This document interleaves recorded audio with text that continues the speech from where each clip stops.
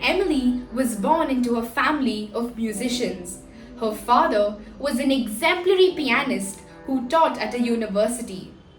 Her mother, on the other hand, was a beautiful singer and composer, and her brother played the cello for the church choir. All the three members in her family were all into music. But Emily was not even a tiny bit interested in music. Every time her father forced her to play the piano and her mother tried to make her sing, she just wasn't able to do so. As hard as she tried to, she always failed.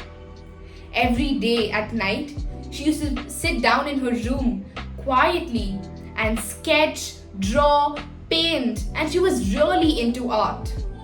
Every time she sat to sit and sketch, she always sat and drew pictures of her family.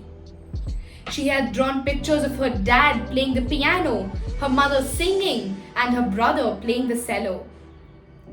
And the emotions that were present in the pictures were just so alive. And all of the pictures that she drew automatically said through what she had drawn about her love for art and how much she dearly, dearly loved her family. As time passed, she took part in a lot of art competitions in schools and even went to represent her school in a lot of various competitions that were related to art.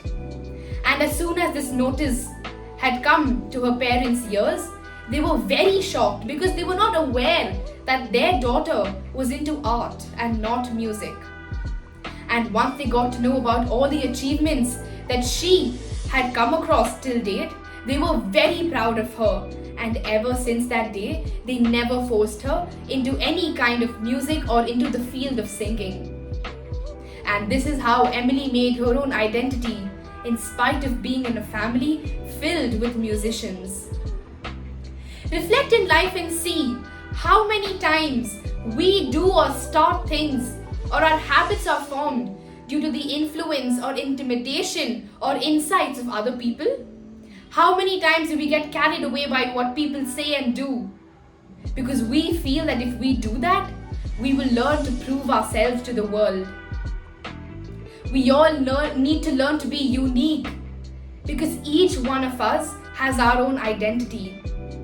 Remember this sentence: there is no one in the world that is like you or will ever grace the earth to be a person like you. There was no one who was like you before you were born, or there will be no one like you after you are born. So create that identity in the world so that people will remember you for who you are. A lot of big stars have been copied by normal people who feel that they cannot do anything.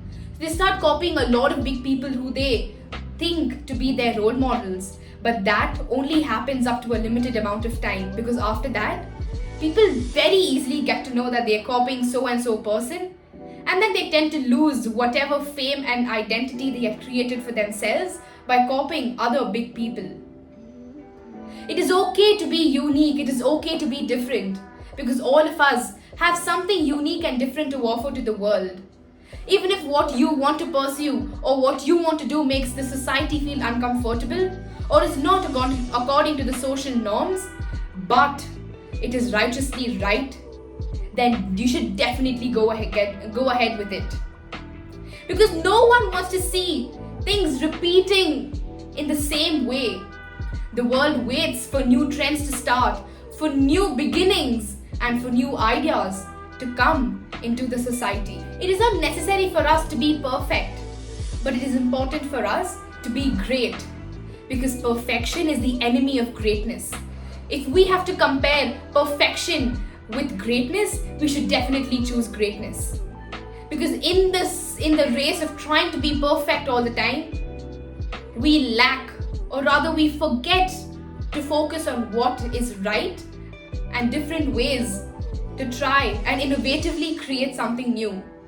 So let's go ahead in life and try to be as innovative as we can with what we want to do in life, rather than going behind people and copying what they've done. Thank you.